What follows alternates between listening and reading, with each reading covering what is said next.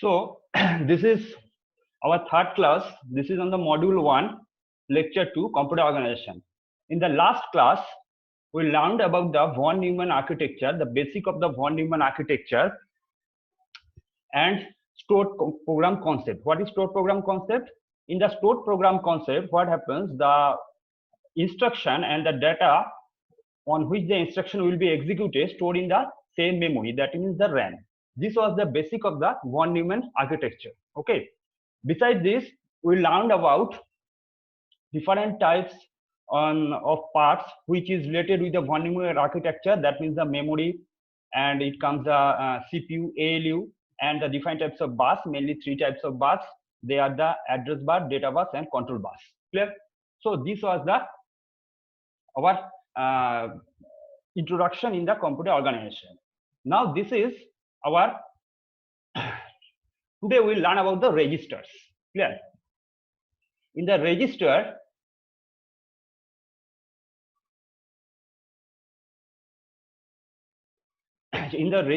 are nothing but the small units of memory to hold the data and the instruction temporarily during execution. I have already told you that in the system, in the CPU, there are temporary memory. They are called the register. Clear? What is the function of the register? Function of the register is to store the temporary data for the arithmetic logical unit. I have already told that with the help of the arithmetic logical unit, we can do any arithmetical or logical operation. So register are small units of memory which can hold the small data. Generally, register are generally 8-bit or it may be 16-bit or 32 bits. Clear? Now, in the CPU, in the central processing unit, mainly there are 2 types of registers. One is called the general purpose register and another is called the special purpose registers. Now, I have already told in the introduction that general purpose register is actually used by the programmer and they can access the different types of general purpose register. Clear? But what about special purpose register? Special purpose register cannot be easily accessed. This is, it has machine has only privilege to access the special purpose register. Okay. Today we will discuss about these 2 types of the register. Now first, general purpose register.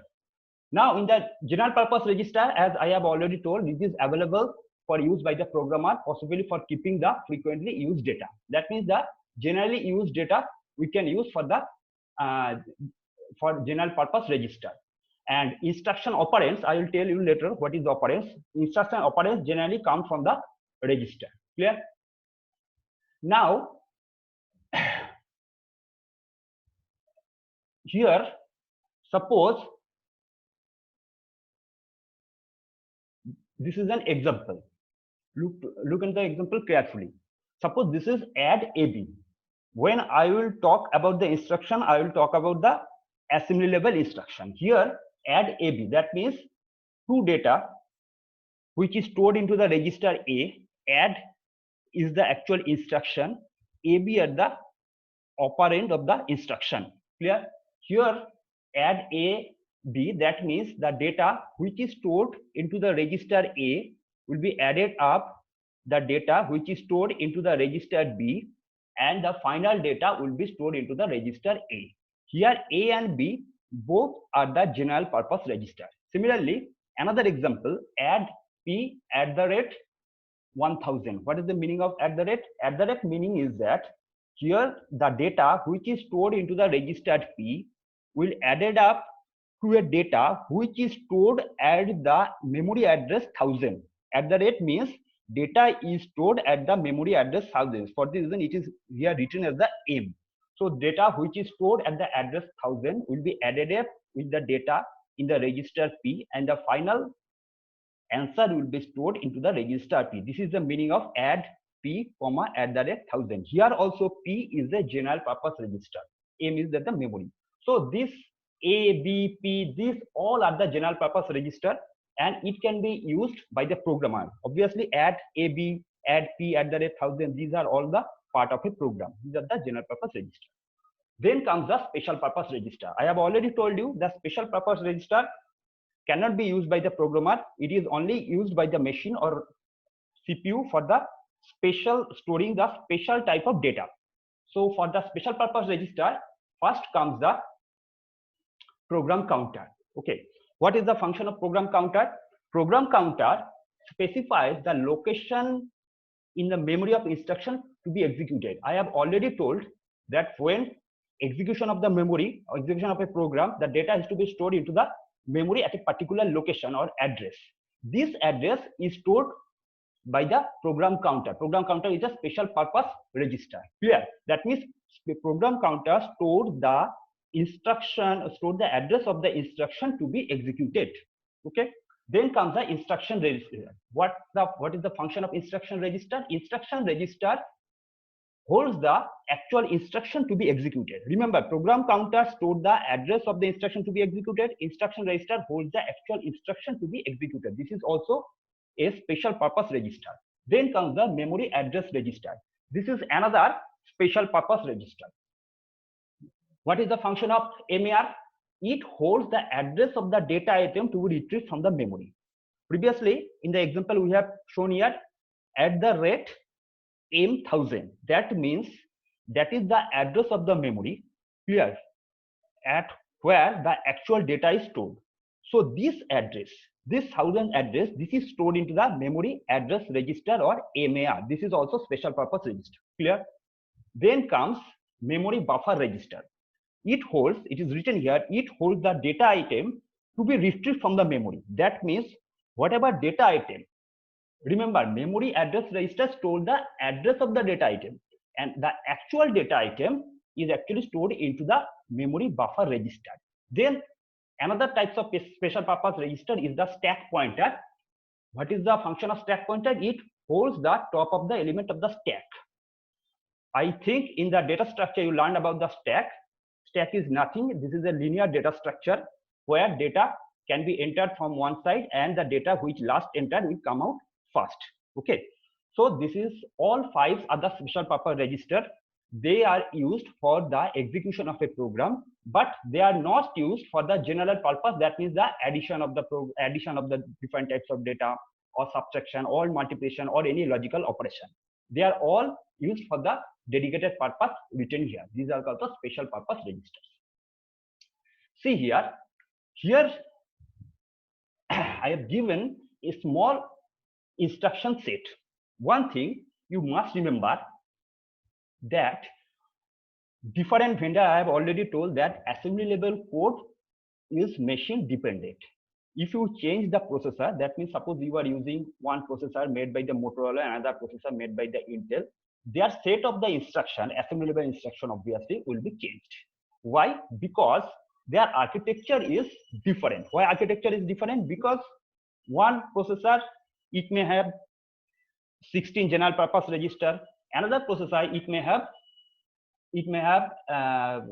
32 general purpose register. Clear? One processor, it may have stack pointer, special purpose register. Another processor, it may not have stack pointer register. That means depending on the architecture, the set of the instruction will be changed. Clear? Suppose you are designing one processor, then you have to, if you are designing one processor, you have to look carefully what is the architecture of your processor. Okay, if you want to design the instruction set of a processor, you have to go through the architecture of the processor, because if your architecture supports, suppose you want to, in the assembly level code, you want to give 8 registers, you have to see that whether your architecture support 8 general purpose register. Then only in the instruction set you give these 8 types of 8 registers. Okay, if it does not support, the architecture does not support, you cannot give in the instruction the name of the registers. Clear? Now see here the small set of the instruction. Suppose this is designed for a particular processor P1. So what are the instruction? Instruction C here. Here the instruction, first instruction is the load. Clear? Load instruction means data is stored in a particular memory address, and from the memory address, processor has to bring the data from that particular address to a register. That is called the load. Stored, this is just the reverse. Data is stored at some particular register. Processor has to store the particular data from that register to the memory. So that is the stored. That's the reverse of the load. Then add R. Add R is the addition. Why it is written R here? means here we will add two data which is stored into the registers. Clear? So for this reason, this is add R means add register. Clear? Here add M. Add M means here one operand. Remember, here one operand is the memory. Now see here, load, the opcode is 00. That means this is the binary code. Machine will understand 00. If you write load, machine will understand the opcode 00. And this is the format. Format means see, this is the 8-bit instruction set format, 0 to 8. And from 6 to 7, that means 2 bits, 00. This is for the opcode. Opcode means this is load. Opcode is 00. And this is from 4, 5. This is for the register. That means you have to give the address of the register. As there are 2 bits for the register, obviously, what is the maximum number of register? That means 4 register. 2 to the power 2, that means 4. In the architecture, there will be maximum 4 register. Then comes memory address. This is the memory address 0 to 3. That means 4 bits are used for the memory address. So maximum memory it can get 2 to the power 4. That means 16 memory address. Now load opcode is 00. And here the meaning of the load is data from the memory particular address stored into the register. Store opcode is 01. Memory means is that register from the register, it is stored into the memory at the particular address which is given here. Then add R, that means data stored into the two register R1 and R2, and finally the data will be stored into the third register, that is the RD. Clear? Then add M, that means here one operand is the memory. Here one is register and another is memory, and data which is stored into the memory will be added up with the data stored into the register, and finally the data will be stored into the register. So this is the small instruction code. Now see here, suppose you have written one high level code, it is transferred to the machine level code here. Look carefully. Here load 113 I have written here. That means the meaning of this is that load the data which is stored into the address 13 to the register 1. Load 1 means the register 1. Clear? So the meaning is memory from 13 will be stored into the register 1. Then comes add M 114. That means data which is stored into the register 1, the meaning is R1, and the data which is stored into the memory 14. So for this reason here it is written 14 will be added up, and the final result will be stored into the register R1. Then store 115. That means data which is in the register 1 will be transferred to the address. What is the address of the memory? Address of the which is transferred to the memory. Which is the address of the memory? Address of the memory is the 15. Okay, this is the high level code. Now see the RAM. I have already told you, whenever you want to execute the program, you have to store, a machine has to store the whole program into the RAM in the form of the binary code. Now see here what is the binary code it has stored. Here left hand side 0, 1, 2 up to 15. I have already told that is the 4-bit memory. That means it will go up to the 16. So 0 to 15, there are the 16 memory locations. Now load 113. What is the opcode of the load? We have seen previously that opcode of the load is 00. You can see from here. Opcode of the load is 00. Clear? So first it is opcode is written. Then 1, that means the R1. 2 bit is for the register. So 01, R1 means 01. This is for the register. And next is the memory address. Memory address means 13. 13 in the binary is 1101. So load, it is stored here. The meaning of this is the binary code of the load 113. Second, add M 114. You can find that from the previous slide that the add M, the opcode of add M is 11. Then comes the 01. 01 means the register 1. 01, 2 bit for the register, I have already told. And then comes the 14. 14 means 1110. This is the binary code of the 14. That means this 1101110, this is actually the add M 114. This instruction stored into the binary code into the main memory. Then comes the third instruction, that is the store. What is the store? Store is written here 01. This is the binary code of the store. Then 01. This 01 is the for the RAM 1, and then 15. That means this is the address of the memory 1111. Clear? This is the address of the memory 1111. Now see here again. So this 3 instruction is stored here. Clear? Now memory 14. 14 means here written here 1110. See here. This is the memory 14. Okay. Here the data is stored 2. That means these 2 data will be added with the data into the R1. Whatever may be the value of R1. Clear? and the stored it will be stored into the finally R1. Then comes the memory 15. See here 15. See, this is the 14. This is the 13. Sorry. First, the 13 data will be stored into the R1. Sorry. First 13 data will be stored into the R1. 13 is data is, see here, 0000100. That means this is 4. 4 will be stored into the register R1. After that, memory address 14, the data in the memory address 14, data in the memory address 14 is this. This is 2. So these 2 will be added up with the data in the R1. R1 is stored 4.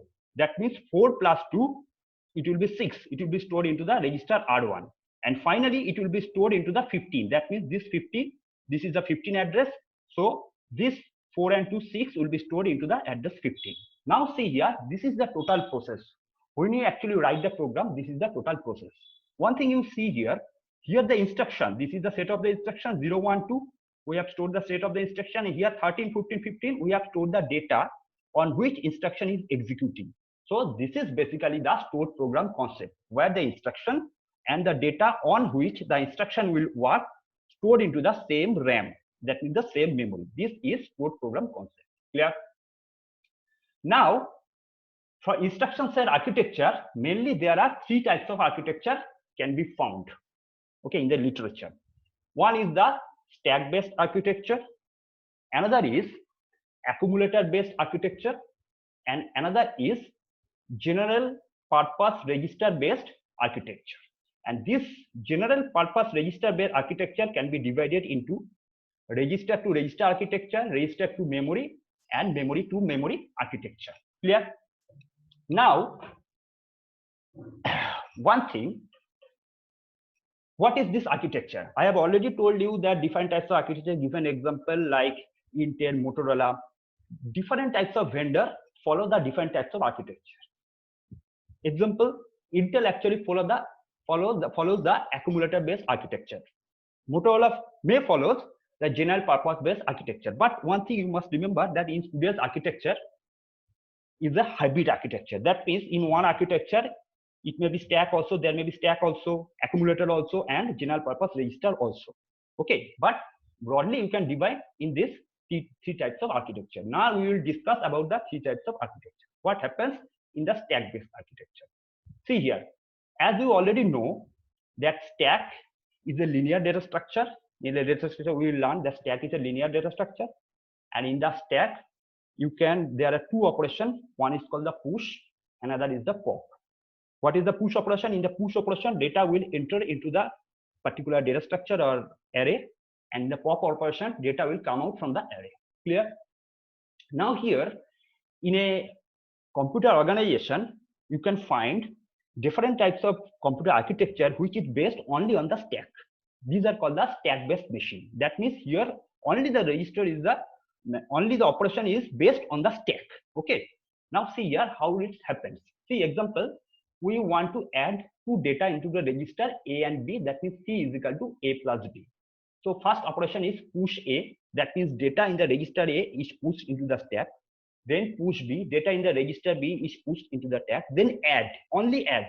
Add means it will add the 2 data which is at the top of the stack. Clear? Because this is last in first out. So the 2 data which is at the top of the stack will be added up with this add instruction. Here there is no need to give the name of the register. Clear? Now pop C. Pop C means whatever data it is stored into the register C, that means the name of the register is C, and that is the top of the stack, and pop C means the data will come out from the stack. So this is called the stack-based architecture. Clear? That means with the help of the push operation and pop operation, we can implement any types of programming here. Clear? So example is HP 3000 by 70. This is one of the architecture example of the stack-based architecture. And what is the simple? Previously, maximum architecture was based on the stack-based. Okay, so what is the? It is simple to express. This is very simple. You can find out that you can easily express addition here. You can give the multiplication, division, everything you can do here. Simple to express. But the problem is that stack cannot be accessed randomly. What is the meaning of random?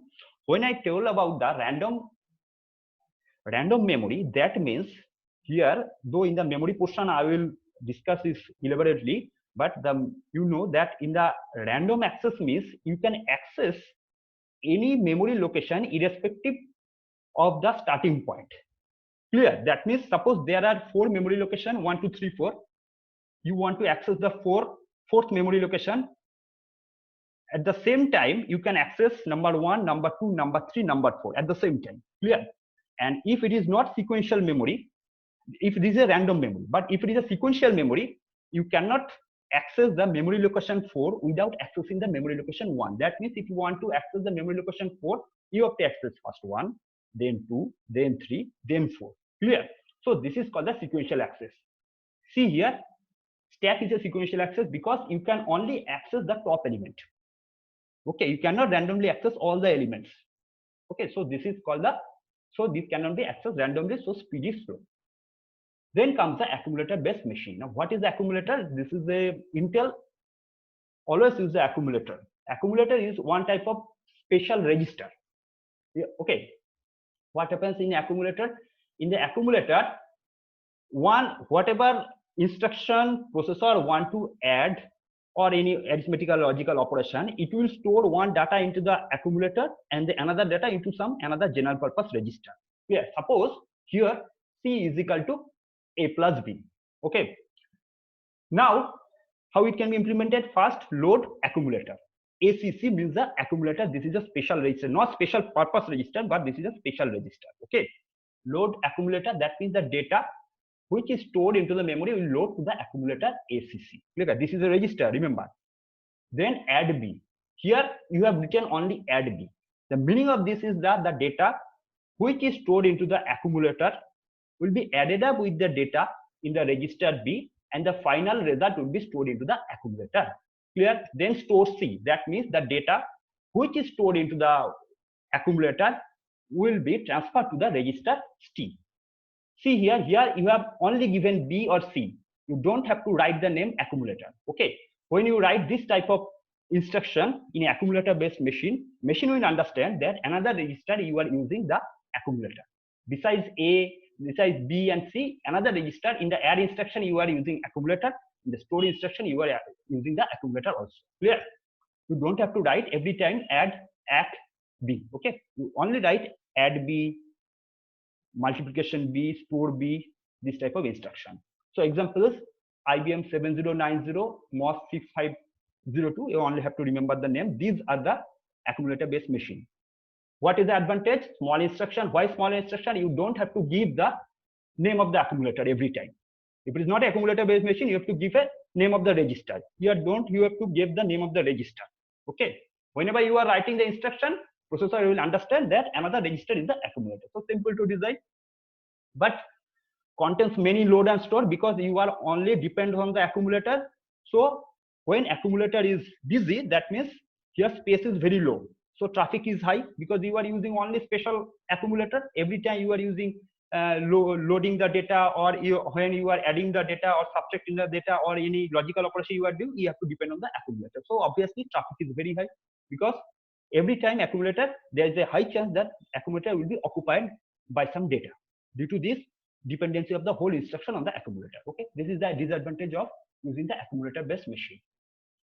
Then comes the GPR, general purpose register based machine. Generally in today's modern scenario, we use the processor use the register, also the accumulator. Okay, it also uses the stack also.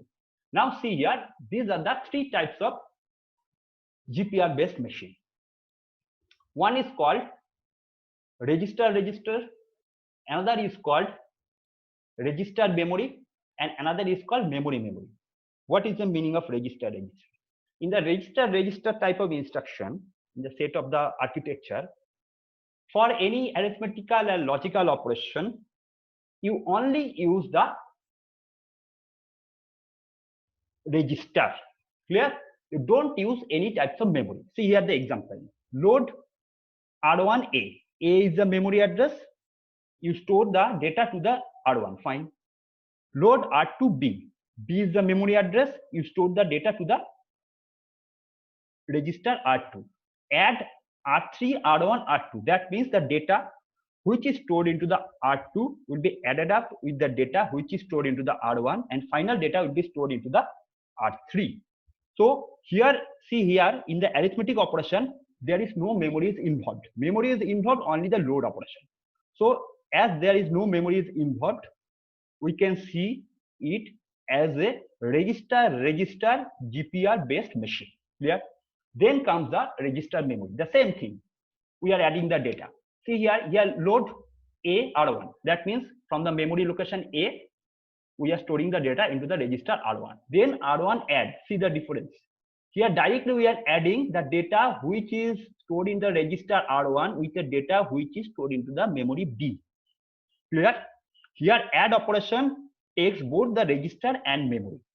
So this is register memory. Previously add operation takes only registers. So now it is storing the data from C to R1. Clear? Now last one is the memory. In the memory, this type of architecture is not actually possible. Okay, in this type of not possible, this is not frequently used. Possible, not frequently used. So this type of architecture only memory is used. See here, add CAB, all are the memory address. That means the data which is stored into the address A will be added up with the data stored into the address B, and the final result will be stored into the address C. This is the memory architecture. So this is called the GPR based machine. Clear? GPR based machine example is IBM 360 or 370 PDB-11. What is the advantage? Code generation is easy and efficient because you are using the register. Easily you can generate the code. But disadvantage is here the instruction, obviously from the previous line you can find the instruction is longer than the accumulator design, because in the accumulator you are specifically you are not mentioning about the accumulator. Processor will itself understand that there is another register is the accumulator, but here you are mentioning the name of the register here, R1, R1, 2, 3 or R1 and memory. Obviously space will be more. If your length of the instruction is more, space will be more. Clear? So this is the disadvantage and advantage of the machine. Clear? Now different types of instructions. Here we can find that different types of instruction. When we are writing the instruction, there are different types of instruction we can find. Number one is the zero address instruction. Always remember, when we are writing an instruction must be mentioned there. Clear? Otherwise processor cannot find the form where it will take the data. In the stored program concept, data is stored in some instruction, but instruction has to mention where the data is stored. Clear? Obviously there are some instructions where it is not required. I will tell you what are the instructions. First, there are the instruction. Number one is the zero address instruction. Number one address. Number two address, and number is the 3 address. I will give example what are the different types of this instruction. See here. First is the zero address instruction. We use in the stack-based machine the zero address instruction. Okay. What is zero address instruction? Suppose push A, push B, add C. Here add, see here, address, after add, no address of the register is given. Only add instruction is given, because from the stack-based machine, it knows that data is stored at the top of the stack. It will take the data from the top of the stack. So address is not mentioned. There is no requirement of mentioning the address. So here, in this case, add is the zero address instruction, because with add, you are not mentioning any address. Clear? Now comes the one address instruction. In the accumulator based machine, I have already given you the example. We use the one address instruction. See here, add B. What is the meaning of this? The data stored into the register B will added up with the data into the accumulator, and the final result will be stored into the accumulator. Here add is then one address instruction, because after add you have written only one operand B. You have not written any other name of the register. So this is one address instruction. Previously it was zero address. Now in the accumulator based machine it is one address, because you are only telling the address of the register. You are not telling the address of the accumulator. It is already known by the processor. So this is one address instruction. Then comes the two address instruction, 3 address instruction. This generally comes into the GPR based machine. What happens in the GPR based machine? In the GPR based machine, we are writing add AB. That means A is equal to A plus B. Here, see here. Here we are giving add AB. That means data in A and B we added up and stored into the register A. Here A and B, we are giving two registers. That means the address of the two registers. So this is a two address instruction. Similarly, multiplication A and B, mul A and B. So this is also two address instruction, because here we mentioned two address A and B. So this is two address instruction. Now here this is the three address instruction. Clear? Why three address instructions? See here, add A, B, C. Means here the data which is stored into the A and B will be added up, and the final data will be stored into register C. Similarly, sub A, B, C. That means the data will be stored and there will be subtraction A minus B, and the final data result will be stored into the register C. See here, A, B, C, these are the three address. So this is called three address instruction. Here also sub A, B, C, these are the three addresses. These are also called the three address instruction. Clear? So this is that. So in gist, I can tell you that here we learned about the different two types of register. One is the special purpose register, general purpose register. General purpose register is used for storing the data for the accumulator for the arithmetic logical unit operation. That means logical data and the data for on which the arithmetical operation could be done. But special purpose register is used for the execution of the program, and this cannot be accessed by the programmer. Clear? And then we learn about the instruction set architecture. What are the different types of architecture, how it is actually stored into the memory. Then we learn about the different types of instruction set architecture, that is the stack-based architecture, accumulator-based architecture. Clear? And general purpose based. Then we learned about the different types of instruction: zero address instruction, one address instruction, two address instruction, and three address instruction. So this is all for today.